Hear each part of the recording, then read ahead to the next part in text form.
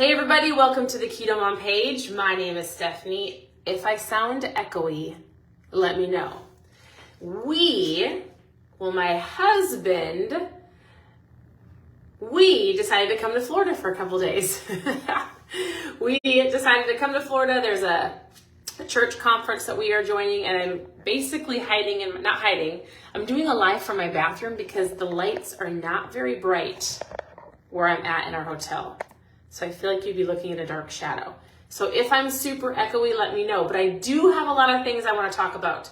I got us kind of caught up in this book, so I did not do a morning mindset live because we were flying. We've been up since 4 a.m. We're in Florida. We are going to a conference this evening. It's going to be great. But I had a couple of thoughts as we were traveling. How do you stay on track if you're traveling, or do you not? I had a couple of thoughts on, oh, thanks, Cindy. A couple of thoughts on like choices when I got asked what I wanted for a treat on the airplane.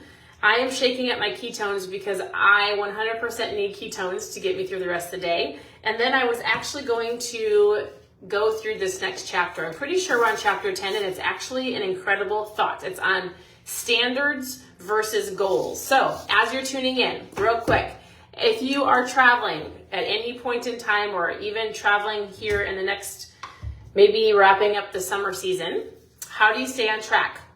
I drink ketones. It keeps me on track. That's number one. Little things like we bring our own water bottles. We have our own snacks in our bag.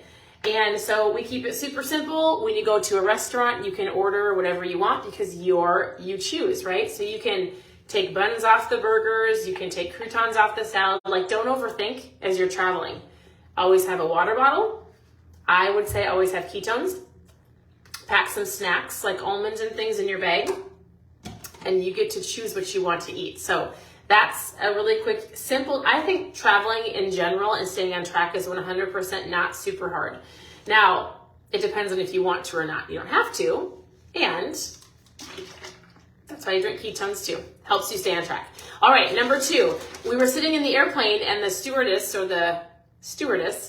I was gonna say waitress, asked us what we wanted for a snack. So we had water, and then she said, do you want some chips?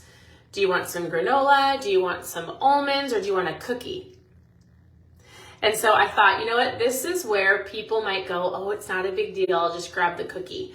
Choices matter. And if I were to grab the cookie on the airplane, I wouldn't see the result of the cookie. I might feel it, but the result of the cookie in one cookie eating, right? Not a big deal.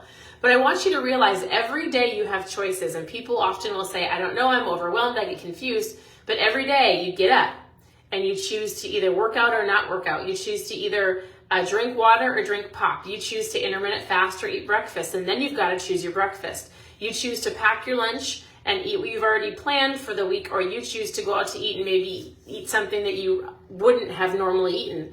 You choose to sit on the airplane and go cookie or almonds. I chose the almonds, but I was like 1% better, 1% worse. Get it in your mindset of understanding your choices right now. While you might not see them or feel them in a week, by the end of the year, your choices will get you 1% better every single day, 1% worse every single day. Ultimately, by the end of the year, you will get the decisions that you've made, right? And so I just thought, oh, you know what? Well, I always get almonds. I'm looking for garbage. So, hey, where are you tuning in from, by the way? So we're in Tampa, Florida. We're going to be here for a little over, we leave on Wednesday, so it's a fast trip. Our girls were down here for a youth conference a couple days ago with my husband. He came back, dropped the girls off, and now we're down here for the same conference, but for adults. And then, it's going to be super great. So as you're tuning in, tell me where you're tuning in from. I will tell you this. It is hot down here. Not in a complaining hot, but not used to the hot. We're in Minnesota normally. So I was laughing because it seems like everybody's sweating, and I said, you must just get used to being sweaty, just like in Minnesota in the winter. And I said, well, you don't ever get used to being cold. You just learn how to adapt. So when you live down south and it is really hot, you all must learn how to adapt to the heat. Because I was like, it is quite warm down here. It's lovely. I won't complain. And it's hot. It's great. So hey, I was catching up on this book, and if you usually tune into the mornings, then we do something on mindset. I wanted to hop on here and give you a couple things to think about. I actually have one more I think it's an important thought, and I truly believe that it's honestly the number one reason why people might be overweight, or people might have, fat that they need to lose, why they might be unhealthy. I honestly feel like there's one top reason that people just need to break. And if you can break this bad habit, it will help you immensely. I actually had somebody that, I have a story. So I had one of my friends say, hey, my father-in-law, I'm pretty sure it was, her mother-in-law was watching me live. The father-in-law had just listened to like one thing that I said. So he must have been in the other room. I don't know the full story, but he took the one thing that he heard and he implemented it. And then the next time they saw him, they were like, oh, you're looking pretty lean. And he's like, this is the only thing that I did. And I went, man, if so many people could take this concept and think about it every single day, and I'll just tell you what it is. It's the concept of overeating, right? So it's the concept of, even if you're keto or paleo or Whole30 or eating healthier, the fact that most people just simply overeat even good food. And if you can just mindfully ask yourself every single day, as you're going throughout your day and as you're going throughout your meals, like, am I hungry? If I'm not hungry, go drink some water. If I'm not hungry, get out of the kitchen. If I'm not hungry, shut the snack drawer. Like, just the idea and just the one thing that he implemented. He said, I heard her say to not eat if I'm not hungry. So he told my friend, so I just stopped eating I just didn't eat if I wasn't hungry. And she was like, that's incredible. Like, that's a simple concept, right? Is when you go to either eat or snack, you ask yourself, am I bored? Am I emotional? Do I just need some water? Am I just sitting here because I want to munch on something? Here's the easiest, simplest concept to help you on your fat loss journey. Do not eat if you're not hungry. Even if it's a keto snack, even if it's a keto prepackaged something, even if it's a better option and you're just simply bored, you're overeating good food or just simply therefore overeating. I'm going to guess that if you just took that one thought and implemented it into your lifestyle, you would find yourself feeling better, obviously eating less, probably seeing the scale to go down, maybe seeing it visually. Like, I promise you, it will help you. If that's the only thing that you implement it. Ask yourself before you eat anything, am I hungry? Am I not? All right. I thought, I'm so glad she shared that with me. And I think it's funny that that's the one thing that he heard. And then he was like, oh, I can do that. I'll eat when I'm hungry. So here's another thought real quick for you as you're going throughout if you're tuning in the afternoon or the evening or a replay. We've been going through this book slightly, and I'm really just giving you a concept to think about. I want to give you, this book is really, really great. And this chapter 10 is called One More, Higher Standards. So listen to this. It actually is really incredible if you listen to it and then make sure you put the action behind it. He says, I've got a mind-blowing revelation for you. There's a very high probability that you're not going to reach your goals.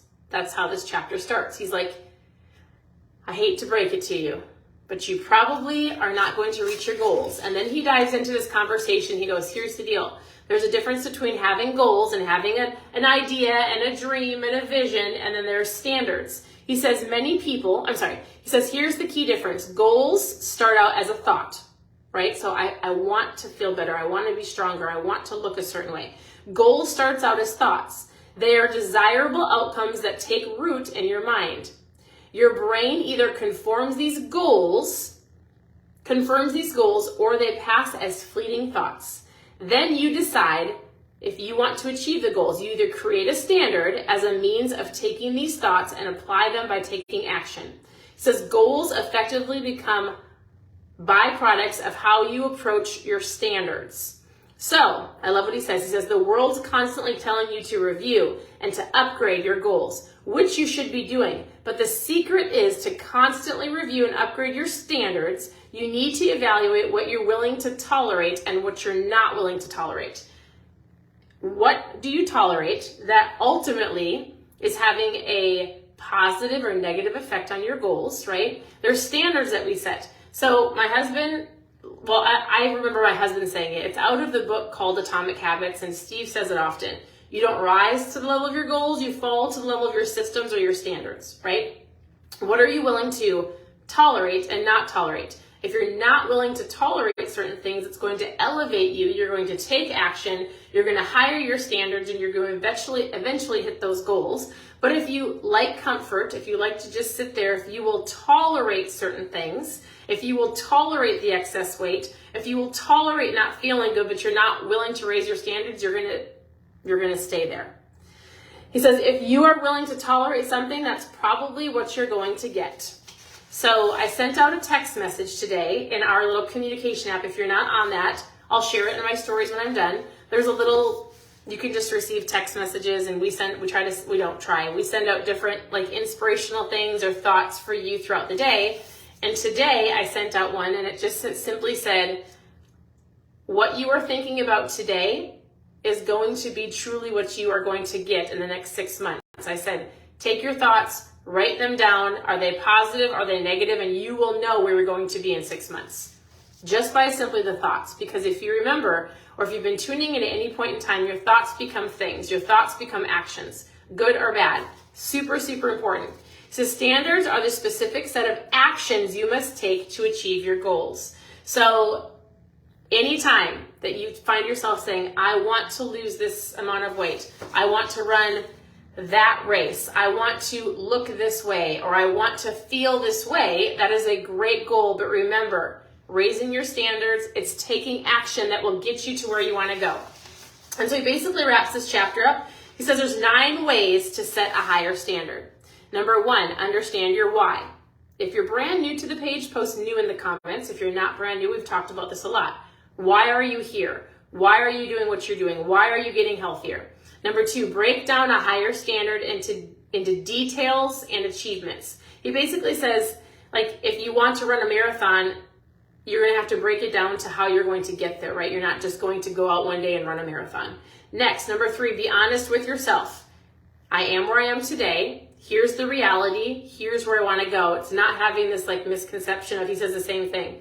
He's like, you're not going to have somebody who has been overweight for years, and he had said like a specific age, a specific weight, and then they're not going to go and just go to this crazy workout class and expect perfection or even results in that first day. So be honest with yourself. Number 4, get help in areas where you're weak.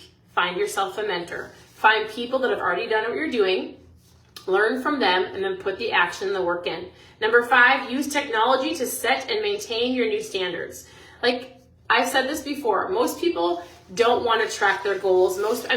Track their food. But if you are physically not making the better choice consistently every day, then you're going to have to use something like MyFitnessPal or an app to help you on your journey, to keep you on track so you can visibly see where you're going. That's what he's talking about. Number 6, give dedicated thought to the relationships between your goals and your standards.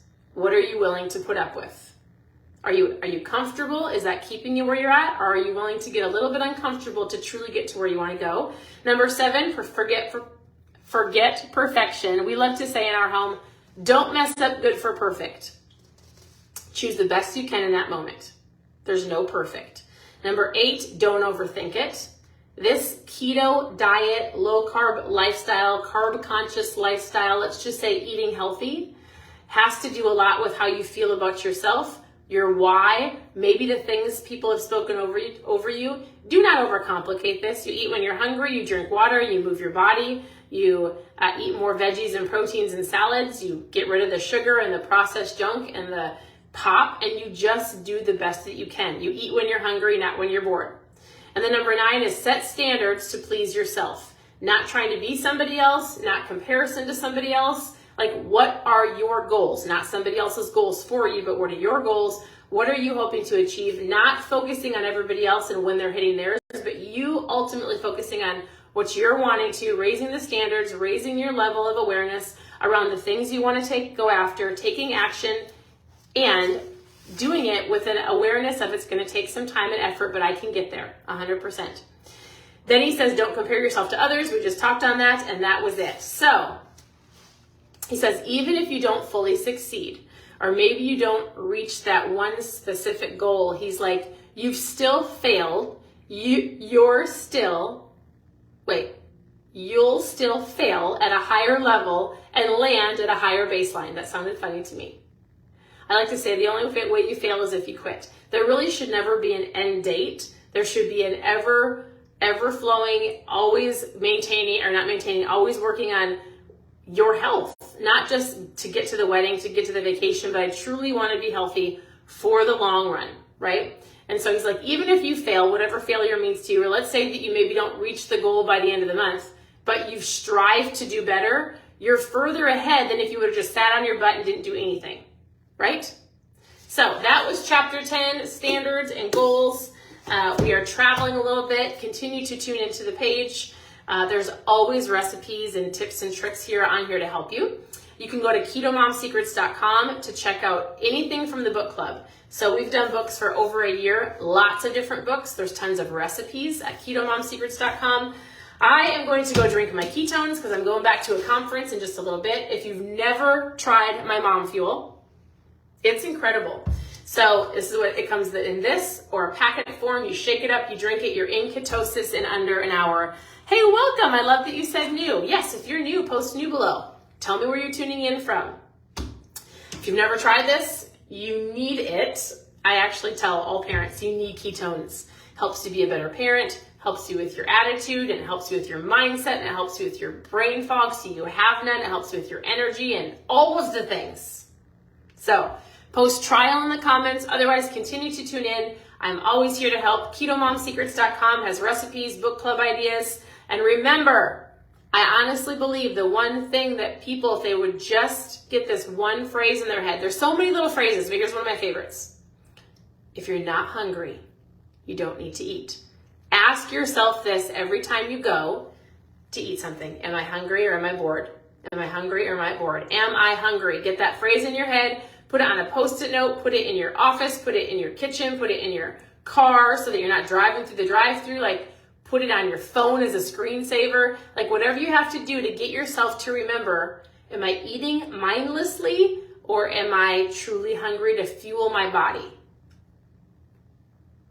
It's a life-changing question. Just kidding, kind of. All right, I appreciate you all. Thank you for tuning in. Press trial in the comments if you want to know more about my mom fuel. Otherwise, we'll talk to you very soon. Bye, everybody.